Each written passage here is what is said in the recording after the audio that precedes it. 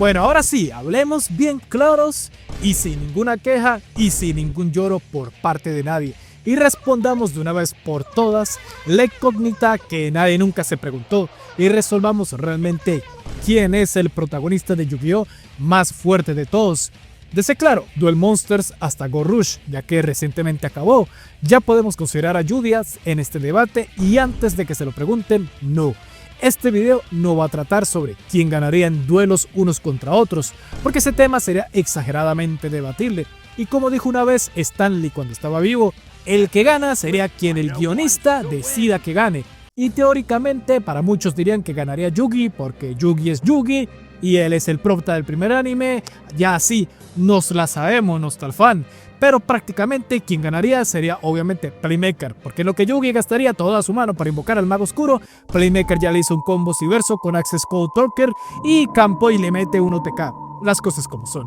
Aparte que en ese debate, Yuga y Judias no podrían ni entrar al ellos vivir en un formato completamente distintos. No vamos a hablar sino ciertamente de quién en habilidades sobrehumanas sería el más fuerte, ya que si hablamos de habilidades humanas, muy seguramente ganaría Judias, por muy obvias razones, sino habilidades sobrehumanas, místicas, mágicas, como quieran llamarlas como tal, porque sabemos muy bien que algo que también caracteriza a la franquicia de Yu-Gi-Oh! Aparte de sus duelos de cartas, son las capacidades místicas y mágicas con las que las tramas se desarrollan. Así que en este video iremos hablando desde el más débil hasta el más fuerte, por lo que demos inicio. Y para empezar en este video, eligiendo al protagonista de Yu-Gi-Oh! Más débil de todos, no sería otro más que Playmaker, o bueno, en su defecto Yusaku, ya que aunque de todos es quien posee el deck más moderno y muy seguramente ganaría un duelo realista contra cualquiera, ciertamente el sujeto en cuanto a habilidades sobrehumanas realmente no tiene ninguna. A ver, el men es desde el comienzo hasta el final de la obra un mero humano nada más. Claro, uno bastante inteligente, en buenos conocimientos informáticos, literalmente un hacker, por lo que sería sin duda el prota más débil en cuanto a habilidades, ya que de nada nos serviría poder tener la habilidad de hackear contra amenazas literalmente multidimensionales. ¿Qué vas a hacer? ¿Doxearlos? Y de ese tipo de personajes dentro de este anime sí que existen muchos, ya que en sí las mayores amenazas que vio Yusaku dentro de su anime fueron claro tanto a la Torre de Genaoi, la rebelión de las IAs con Bowman y las pruebas de AI, cuyo todo era mediante el mundo de internet, o sea, por fuera del mundo real, realmente se quedaba muy corto dicho personaje, así que lástima para los fans de Yusaku, el Yu-Gi-Oh! Protagonista más débil de todos. Ahora, el segundo protagonista de Yu-Gi-Oh! Más débil dentro de esta lista y no es otro más que Yuga. Sí, muy pocos posiblemente conozcan de lo que realmente es capaz este personaje, pero bueno, digamos que es un niño en cuanto a habilidades no muy alejadas a las de Playmaker, quizás superiores, puesto que es bastante ingenioso como ingeniero también, ya que puede inventar entre comillas los Rush Duel en su anime, o sea, todo un nuevo formato. Además del resto de realmente no es mucho que explicar, pero de igual manera el muchacho se encontró en muchas situaciones de peligro en su propio mundo real, o sea, nada ocurrió dentro de un mundo virtual como ocurría en Brains, por lo que las consecuencias de él se involucraban realmente podían depender de vida o muerte. No quiero incluso spoilearles mucho, pero el sujeto incluso fue capaz de viajar en el tiempo. Ciertamente no es que digamos que sean habilidades sobrehumanas como tal, ya que ciertamente sigue siendo simplemente un niño cualquiera, pero al haberse visto en situaciones más peligrosas que las de Playmaker realmente, creo que se merece muy bien ganar este lugar. Lo lamento por Playmaker. Y ahora sí, vamos a empezar a entrar en la categoría de los realmente debatibles para el tercer puesto dentro de los Yu-Gi-Oh! Más débiles. Y bueno, por ende, el sexto más fuerte en sí, siendo para esta ocasión Judias, un personaje al cual básicamente en su escritura podría ser y hacer lo que el guionista quisiera realmente, ya que para empezar no es ni humano, es un alienígena, por lo que no se rige a nuestras reglas, haciendo que claro está, ser aparte de ser exageradamente fuerte físicamente y muy resistente, o sea, el men literalmente además puede lanzar rayos de sus ojos, o sea, son rayos que pueden fácilmente quemar cualquier cosa. ¿Qué más explicaciones quieren para eso? No hay mucho que explicar, o sea, incluso dentro de su raza se consideraba fuerte, por lo que son putas rayos láseres en los ojos. Al ser una serie más juvenil y centrada en la comedia, obviamente nunca sabremos cuáles serían las capacidades de tal ese rayo, pero suponiendo que bueno, puede cortar cualquier cosa, solo podríamos compararlos con rayos láseres de personajes de otros universos ficticios. Así que hagámonos unas ideas. Y bueno, ahora sí, luego de sacarnos a personajes que en la media podrían ser prácticamente catalogados otorgados como sujetos comunes y corrientes, entremos ahora sí en el top 5. Y aquí sin duda es donde veremos a los pesos pesados de personajes que tienen habilidades que si estuvieran en otros universos podrían fácilmente ser de los más fuertes, pero obviamente las limitaciones de su propio universo los hace parecer como simplemente humanos comunes y corrientes, por lo que para abrir este puesto no es otro más que Yusei, siendo así un sujeto bastante fuerte, pero recordemos que él tiene los poderes y las bendiciones del dragón carmesí, siendo un literalmente dios en su universo, cuyo cada cientos de años escoge a unos elegidos que serán sus luchadores ante el enfrentamiento eterno contra los Signers oscuros, llamando a este grupo como los mismos Signers. Por ende, ciertamente Yusei no se encuentra solo en estas habilidades. Técnicamente todo aquel que sea Signer podrá gozar de las capacidades del dragón carmesí. Pero claro, hablamos de Yusei por ser el prota, es quien ha demostrado más habilidades usándolo. ¿Y qué tipo de habilidades podemos ver aquí? Pues primero que nada podemos permitirle al usuario realizar invocaciones de monstruos que no existen, como serían los monstruos majestuosos, cuyo aunque son monstruos que pueden ser difíciles de invocar y con efectos paupérrimos, ante el dragón carmesí pueden prácticamente destruir a los inmortales terrestres e incluso literalmente tumbarse al dios del mundo del inframundo. Y estos son unos entes diabólicos con las capacidades de literalmente absorber las almas de incontables personas cada vez que son invocados. Pero no solo ello, el dragón carmesí incluso tiene tantas habilidades que es capaz de permitirle a Yusei poder volar usando su moto, al permitirle que le salgan unas alas. Así que más allá de únicamente enfocarse en habilidades otorgadas durante los duelos, puede interactuar con objetos, que es incluso dichas mismas habilidades es capaz de permitirle al usuario poder viajar en el tiempo mismo, cosa que Yusei pudo hacer en la película de los lazos a través del tiempo, donde pudo viajar hasta la era de tanto de Yudai como la era de Yugi y volver a su propia línea de tiempo más tarde. Y sabemos muy bien que la interacción con el tiempo es una capacidad que es exageradamente poderosa y fácilmente difícil de manejar narrativamente. Pero aún no terminamos de hablar de Yusei. No solo tiene habilidades otorgadas por el dragón carmesí, en sí Yusei logró realizar un método de invocación que muy pocos podrían conseguir, siendo esta la invocación acelerada, con la cual logra invocar al dragón de la estrella fugaz. Y para conseguir tal hazaña se necesita entrar a un estado llamado como el Clear Mind, lo que en pocas palabras se resume en un estado parecido al Ultra Instinto en Dragon Ball, donde la persona debe estar en un estado de paz mental para alcanzar un punto de velocidad que posiblemente será de la velocidad de la luz, puesto que cada vez que Yusei la realiza, este desaparece y vuelve a aparecer como si hubiera entrado en alguna especie de agujero de gusano. Pero lo que se descabella de estas capacidades es cuando llegamos al que se le llama al Overtop Clear Mind, que es el estado más avanzado y poderoso del Clear Mind posible hasta el momento. Bueno, pues es lo último que hemos visto, donde Yusei incluso fusiona todos los poderes del dragón carmesí junto a la invocación acelerada, literalmente otorgándole estar bañado en lo que parece ser oro para dicho estado, que claro, en tal proceso invoca al poderoso dragón del Quasar fugaz y le dan su nombre, Quasar. ¿Y saben qué es un Quasar? Pues según Google, son literalmente agujeros negros hipermasivos que giran tan rápido que botan una luz que es según lo más caliente que está en el espacio. O sea, en otras palabras, Yusei, con la fuerza del Clear Mind más el poder del dragón carmesí, logró invocar a un prácticamente dragón con el poder de un Quasar. Ya esto literalmente podría ser catalogado a nivel sistema solar como mínimo. Obviamente esto no se ve reflejado en este anime, pero si lleváramos esto a cualquier otro universo shonen, muy seguramente ya estaríamos hablando de papeadas intergalácticas. Pero bueno, eso técnicamente no tiene nada que ver con Yusei, más sí, no se le desmerita que pudo invocar tal ser que teóricamente no existe más allá de únicamente en esta situación y en esta instancia gracias a dos específicos poderes que solamente Yusei logró activar en ese momento. Y ahora, con semejante demostración de poder, ¿quién podría estar por encima de Yusei entonces? Pues graciosamente y técnicamente no por mucho, pero que fácilmente estaría por encima de él, y ese sin duda alguna sería el poderoso Yugi, o bueno, mejor dicho, su otro yo, el gran faraón Atem.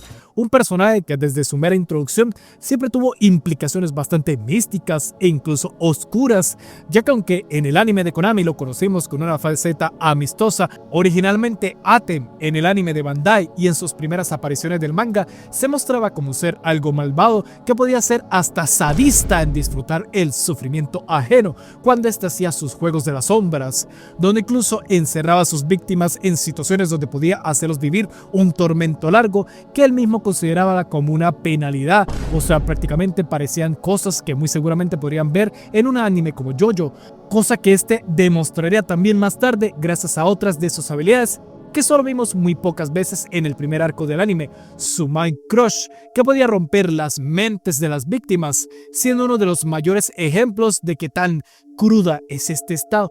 El mismísimo Kaiba, donde en su primera aparición que enfrentó a Atem, este le rompió tanto su mente que le hizo creer que su corazón se había roto en 1000 pedazos.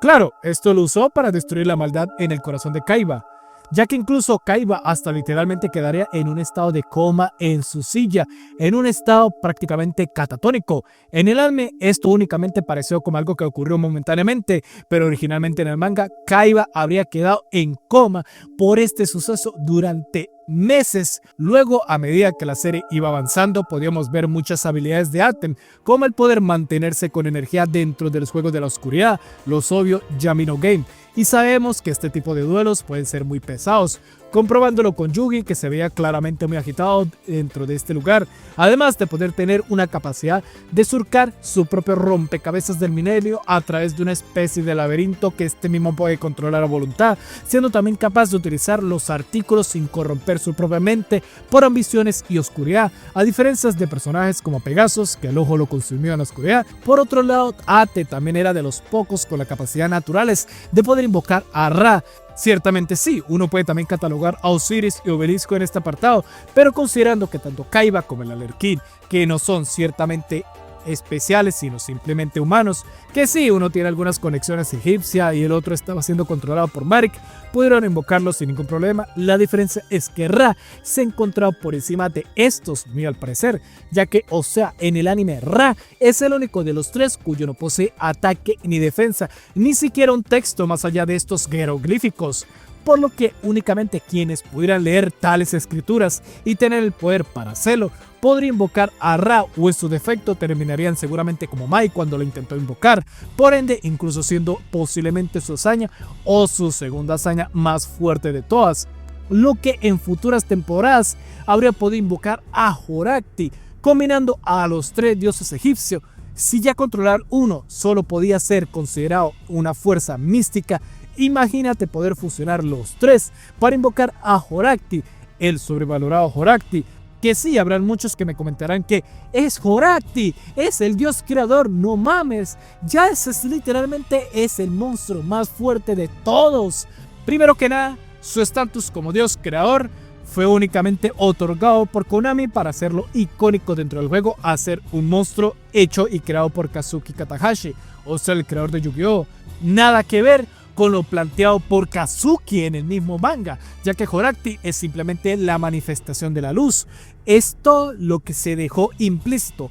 Únicamente apareció y se cargó a Zork. ¿Y quién es Zork? Pues Zork es literalmente la manifestación de la oscuridad en los corazones de las personas, y por ende fue establecido por ser como la contraparte de Horakti. Ahora, si Zork es la oscuridad de los corazones de las personas, entonces Horakti es simplemente la luz en los corazones de las personas, porque sus propias palabras, que fue gracias al poder de la amistad que se pudo manifestarse a sí mismo. Por ende, aunque ciertamente es una diosa muy por encima de los dioses egipcios, claro está, sigue siendo simplemente dioses pertenecientes a una jerarquía específica, nunca por encima de otros, porque también existen otros dioses de otras mitologías en el mundo de Yu-Gi-Oh! Así que técnicamente Horakti podría o no estar más o menos al mismo nivel de incluso del dragón carmesí, si tomamos a Zork y lo comparamos con el dios del inframundo de 5DS.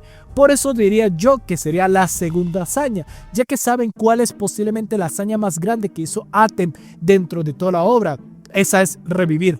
Literalmente el men se pasó por los huevos la lógica de la vida y la muerte y a voluntad pudo simplemente manifestarse en el mundo de los vivos, a pesar de que él, susodicho, se había ido al más allá al final del primer anime. ¿Y en qué momento hizo esto? Durante la película del lado oscuro de las dimensiones, justamente al final, cuando este simplemente se manifiesta en el cuerpo de Yugi nuevamente para sacarse el Deus Ex Machina y ganarle a Aigami en ese duelo. O sea, el men simplemente a voluntad podría volver al mundo de los vivos por medio de Yugi si quisiera. Solo queden con estos datos nada más. Y ahora podemos decir que tanto Yusei como Aten dejaron la vara en cuanto a habilidades bastante alta, ¿verdad que sí? Bueno, ahora sí entramos a las inminencias que se salen del molde dentro de poderes con los 3 restantes. Y obviamente saben muy bien quiénes son ellos.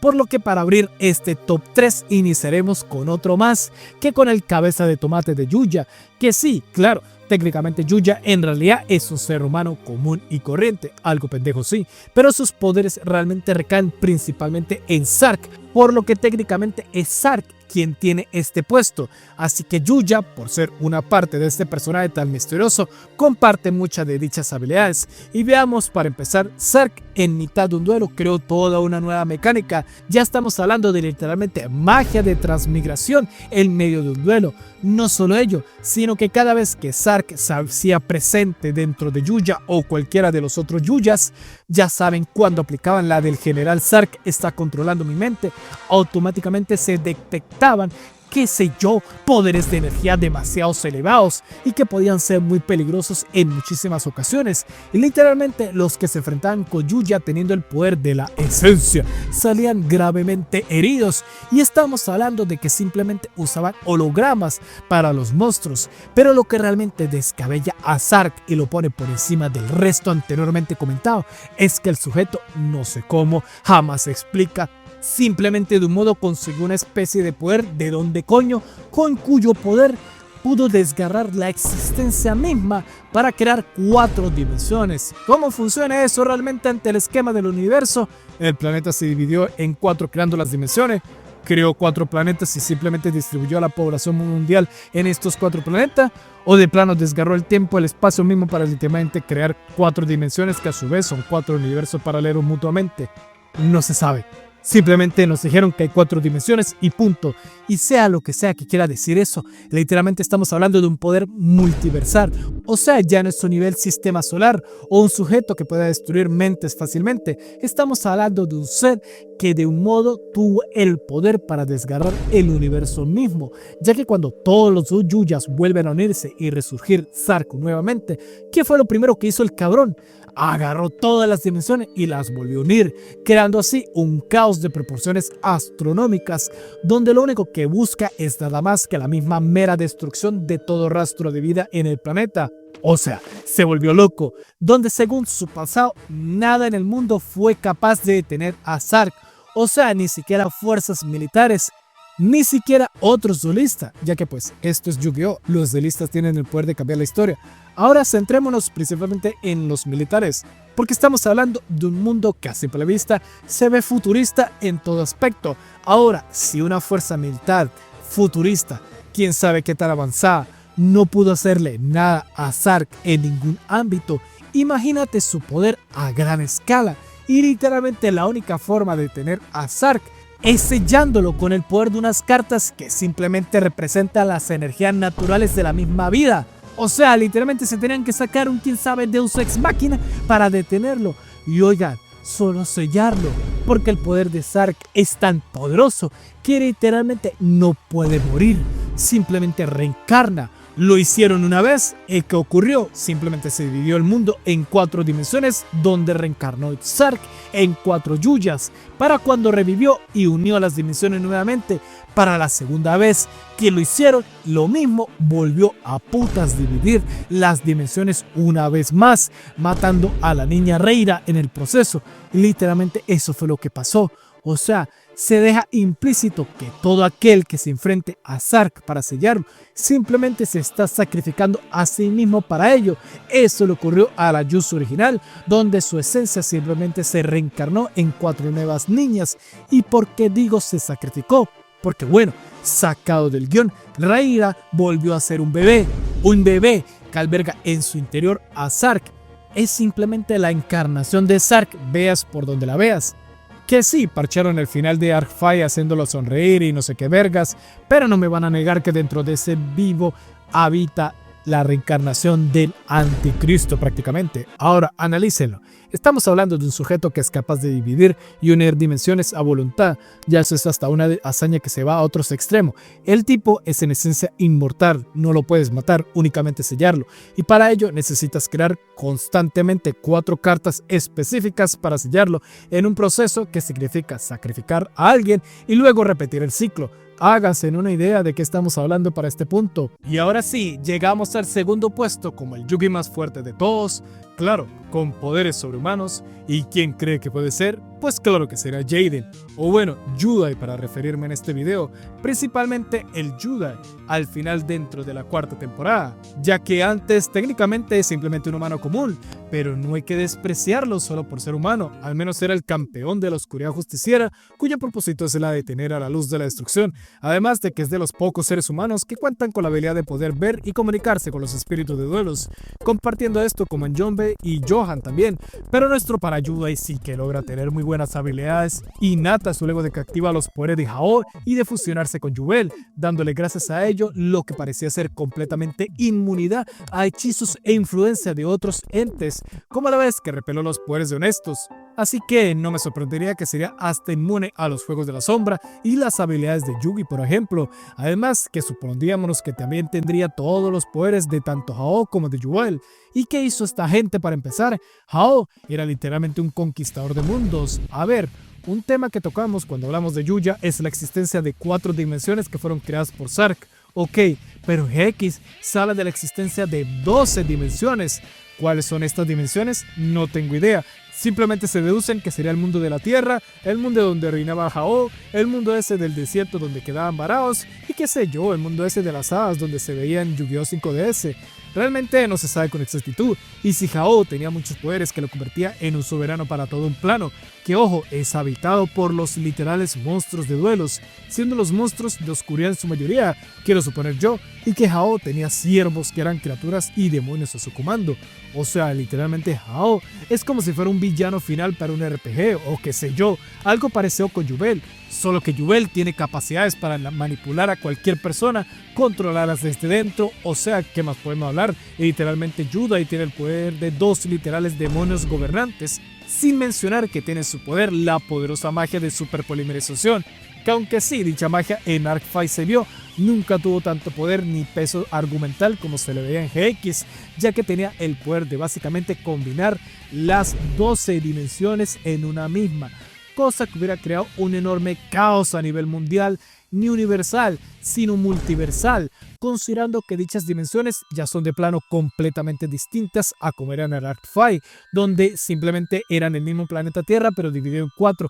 Aquí son literalmente multiversos donde se rigen en completa diferente potestad uno de otros y que nada tienen que ver en sí mismos. Ahora, si lograr unir 4 dimensiones que originalmente eran una sola, suena como una hazaña gigante. Consideren unir 12 dimensiones completamente distintas unas de otras en una misma dimensión. Además, no solo eso tiene capacidades, puede en teoría ser Judai, ya que recordemos que él tuvo el poder y técnicamente gracias a dichos poderes fue el único que pudo oponerse a la influencia de Darkness.